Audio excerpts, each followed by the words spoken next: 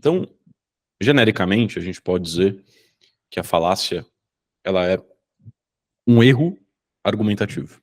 Só que existe uma série de formas diferentes de se errar, né, uma argumentação. Você pode ter, por exemplo, um erro no argumento.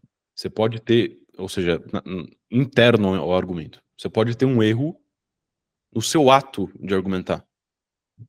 Ou seja, você pode, por exemplo, durante uma discussão, pegar uma arma e ameaçar a pessoa de morte. Veja que aí o problema não é o argumento em si, mas é o contexto no qual se dá a argumentação. Será que isso é uma falácia também? Aí você tem o que os modernos chamam de ad baculum, que seria um argumento baseado na ameaça. Será que isso é uma falácia também? Será que isso é um argumento também?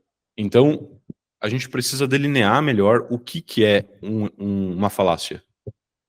Que tipo de erro específico que se classificaria como uma espécie de falácia. Porque não pode ser qualquer espécie de erro que acontece no contexto de uma argumentação. Por exemplo, um erro gramatical na exposição. Acontece no contexto de uma argumentação. E assim por diante. Então, a noção de falácia ela foi sendo desenvolvida. Né? O Aristóteles, no livro Refutações Sofísticas, ele dá ali pra gente boas pistas do que seria uma falácia. Só que durante a Idade Média, esse conceito ele foi sendo mais refinado e distinguido de outros fenômenos que são parecidos, mas que não são exatamente uma falácia. Então aqui eu quero trabalhar com uma definição mais próxima do que o pseudo Santo Tomás, porque a gente não sabe se foi realmente Santo Tomás, dá ali no seu livro De Fallaciis. A falácia, ela é, né, um tipo de argumento que possui um defeito formal com aparência de validade. Então o que nós temos nessa definição aqui? Um argumento, certo? Ok. Tem que existir um argumento, se não tem um argumento não é uma falácia. Um defeito formal, vamos já entender exatamente o que é isso, mas ok, um defeito, um erro, um problema. E acompanhado de uma aparência de validade. Então veja, se for só um defeito formal, se for só um erro no argumento, não é uma falácia ainda. Tem que ser uma coisa que parece ser válido, ser verdadeiro, ser bom, ser correto, mas não é. Inclusive, falácia vem do latim fallax, que significa engano. Né? A noção de enganar tem isso. O engano necessariamente ele envolve você parecer uma coisa e ser outra. Aqui nós temos então dois pilares fundamentais da falácia. O primeiro pilar é o que a gente chama do princípio motivo, o princípio movente. O que é princípio? Aquilo que dá início, aquilo que causa, motivo, de mover mesmo. Então aquilo que move o quê? Move a pessoa, o oponente, a conceder, a acreditar num argumento. O padre Álvaro Caldeirão vai dizer que toda falácia tem que parecer verdadeira porque o erro ele não convence por si próprio. Da mesma forma como em filosofia moral a gente pode dizer que o mal não convence por si próprio, né? Ninguém peca porque pecar é ruim. Não. Tem algo de bom no pecado, tem algo de prazeroso no pecado, algo de agradável. Por isso que as pessoas pecam. Então, são com essas artimanhas que o diabo vai mover a pessoa a cometer erros, a pecar, a ofender Deus. Do mesmo modo, o erro por si mesmo não convence ninguém. Ele precisa estar disfarçado de verdade, de acerto. Por isso que nós chamamos de aparência de validade é o nosso princípio motivo. É aquilo que vai mover o oponente a acreditar na gente. Na gente, no caso, né, o argumentador falacioso, o sofista, etc. E o segundo elemento é o princípio defectivo, né? O princípio de defeito, que é, efetivamente, o defeito formal ali presente. Maravilha. Agora eu quero aprofundar um pouco mais nessa definição. Vamos decompor cada um dos elementos aqui dessa definição, cada uma das partes dessa definição, tá? Então vamos lá, vamos decompor essa definição e vamos entender melhor ela, tá? Argumento, vamos trabalhar com essa primeira partícula da definição, argumento. O argumento é um fenômeno concreto, perdão. Ele tem uma série de essências e acidentes. Vou dar um exemplo. Eu vi um podcast recentemente do professor Marcelo com o Hindenburg, Melão Júnior, e lá o professor Marcelo, ele estava expondo a primeira via de São Tomás de Aquino, né? Estava tentando convencer o Hindenburg de que Deus existe. Então, o argumento era um argumento de São Tomás, não era um argumento do professor Marcelo, certo? Só que a forma como o professor Marcelo enuncia esse argumento é uma específica. Ele enuncia isso num certo tom de voz, ele utiliza certos apoios linguísticos específicos, certas palavras específicas, né? Ele usa recursos retóricos, utiliza exemplos, explica, decompõe as premissas, etc. Essas coisas são o argumento de Santo Tomás? Não são, né? São particularidades que o professor Marcelo coloca no argumento de Santo Tomás. Então, todas as coisas, todos os aspectos exteriores ao argumento em si, não são falácia. Por exemplo, existem estratégias retóricas para convencer pessoas, para persuadir pessoas. Se você fala uma coisa absurda, num tom de completa convicção, talvez você convença algumas pessoas. Isso é uma falácia? Não. Porque isso não é um aspecto do argumento. Isso é um aspecto retórico, exterior ao argumento. Quando a gente fala de falácia, a gente está sempre falando de argumentos. Por isso que a ciência que estuda as falácias, estuda os silogismos sofísticos, não é a poética e não é a retórica, é a lógica. Tá bem claro isso aqui, eu espero que falácia é só de argumentos. Defeito formal, tá? Para a gente entender o que é o defeito formal, a gente tem que entender um pouco a estrutura de um argumento. Então, vamos colocar aqui pensar num exemplo. Colocar uma prova de Platão da alma, basicamente. A alma não é composta, somente o que é composto perece, logo a alma não perece. Esse aqui é o argumento que o Platão, resumidamente, utiliza para provar que a alma é imperecível, que a alma é imortal. Todo argumento vai ter duas coisas que a gente chama de matéria e forma. Essa noção de matéria e forma, ela é tirada, na verdade, da filosofia da natureza de Aristóteles, né? Porque os argumentos, eles são entes mentais, né? São coisas que existem na nossa mente. As palavras com que a gente expressa o argumento é outra coisa, né? As palavras, elas são entes materiais, são entes reais.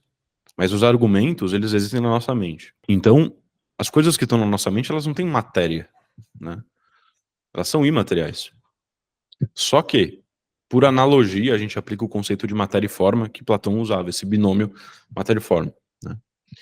Resumidamente, a matéria, se a gente pega essa mesa, por exemplo, a matéria é o princípio passivo de uma coisa.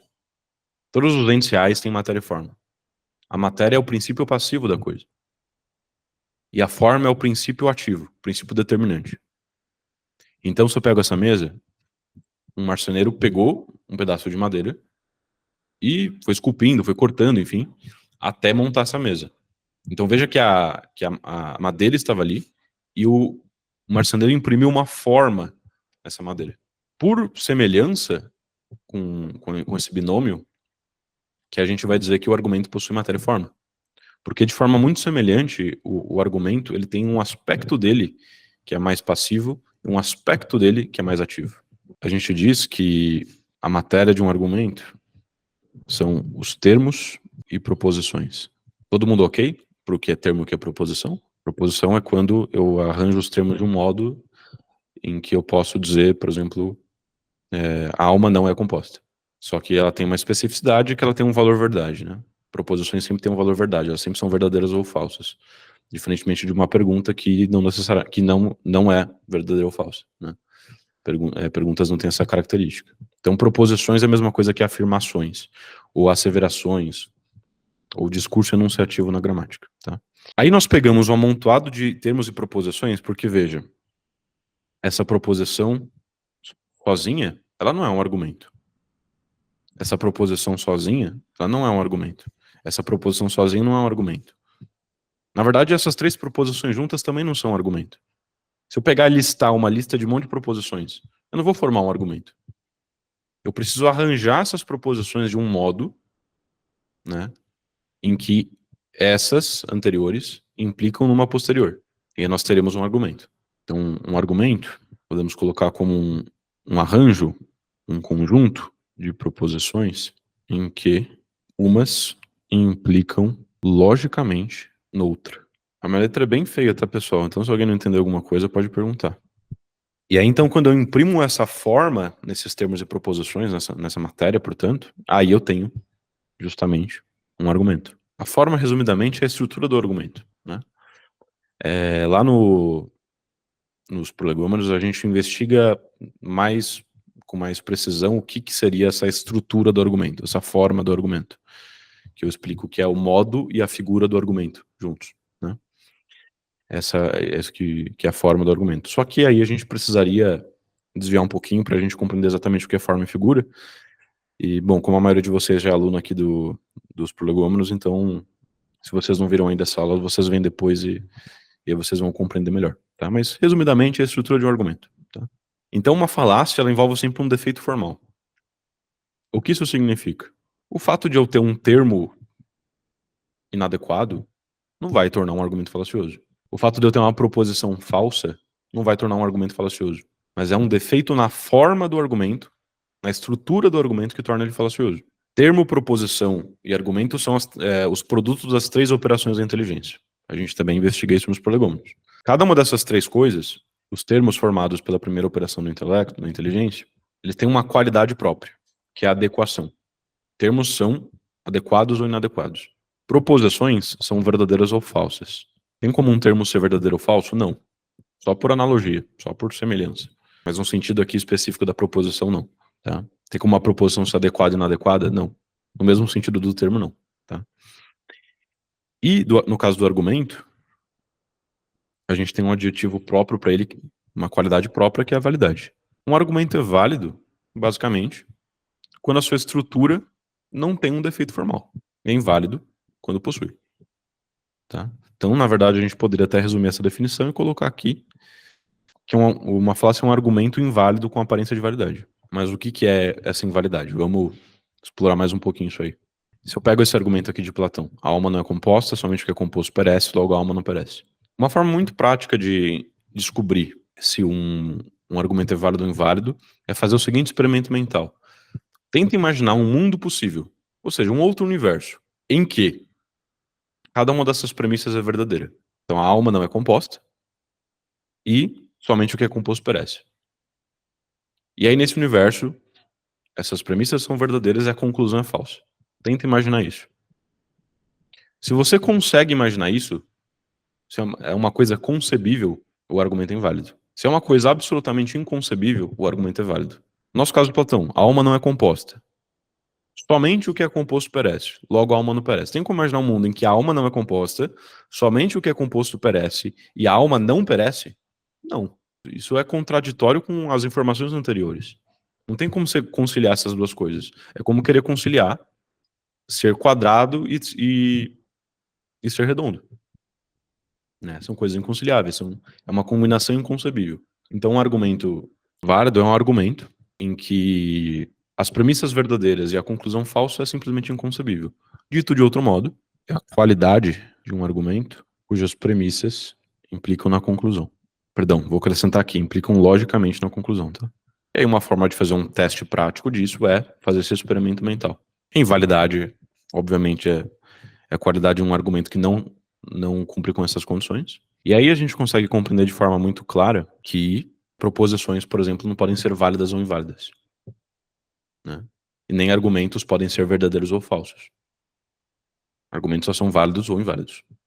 Essa é a qualidade que diz respeito aos argumentos. Aí um exemplinho clássico. Todo gato é azul, garrafa de um gato, logo garrafa de azul.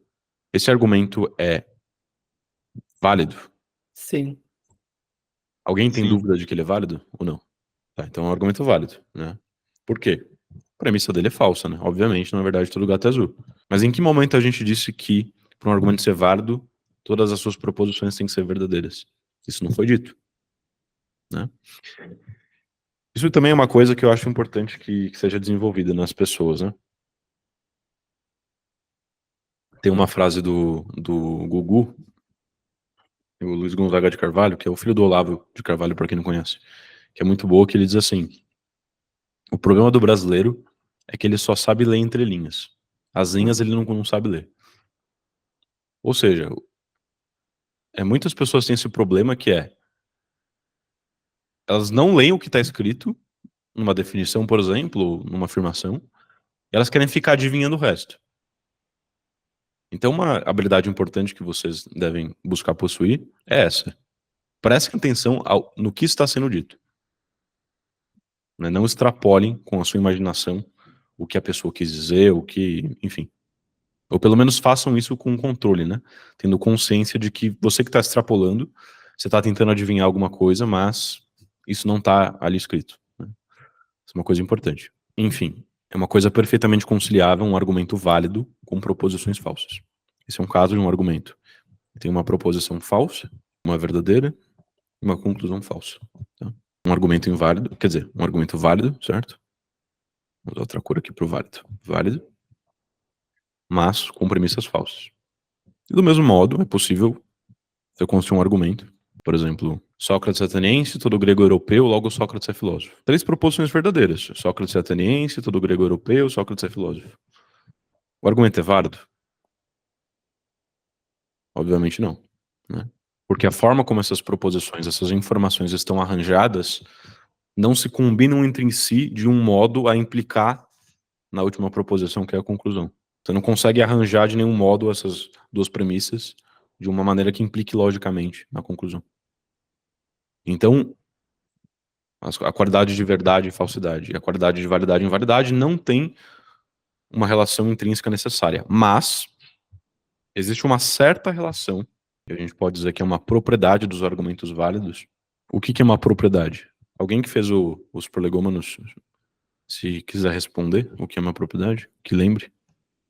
A propriedade é um predicável, é algo que não é propriamente a essência, mas é algo que deriva diretamente dela.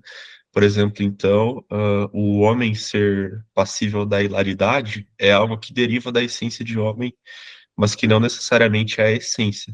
Então, são coisas que estão relacionadas, mas que não são propriamente a mesma. Maravilha. Né? Então, o que é uma propriedade dos argumentos válidos? É uma coisa que não é a essência, não é isso que significa ser válido, mas é uma coisa que decorre da essência de ser válido. Né? Então, qual que é uma propriedade que os argumentos válidos vão ter? Inclusive, quando se fala em propriedade em geometria, é disso que a gente está falando. Né? É uma coisa que decorre da essência, decorre de uma definição que você deu de alguma coisa, por exemplo. Mas não é exatamente a definição. Né? Todo argumento válido de premissas verdadeiras tem uma conclusão verdadeira. Isso é fácil de perceber pela definição que a gente deu de validade, né? O que significa dizer que premissas implicam logicamente numa conclusão? Significa só dizer que a veracidade das premissas implica na veracidade da conclusão, a mesma coisa. E aí dessa propriedade, claramente decorre uma outra que é um argumento válido não pode ter premissas verdadeiras e uma conclusão falsa. Se você encontrar um argumento que tem isso aí, de duas uma, ou você está enganado e as premissas não são verdadeiras ou a conclusão não é falsa, ou o argumento não é válido, né? Alguma das coisas está errada no seu diagnóstico. Ok, matamos essa segunda partícula. E agora a aparência de validade. De algum modo, esse argumento ele vai ter que ter nele algo que está tentando disfarçar a invalidade dele, né? Ele tenta disfarçar isso aí. E acho que a maneira mais fácil da gente entender isso aí é com argumentos, falácias linguísticas, né? Falácias em que o disfarce está na língua. E aí a clássica falácia da homonímia, né? O cão ladra, cão é uma constelação celeste, logo a constelação celeste ladra. Isso aqui é uma falácia da homonímia que a gente vai estudar nas próximas aulas, tá? Nas próximas aulas, basicamente, a gente vai aprofundar nos tipos de falácias existentes, tá? Mas, qual que é o problema aqui?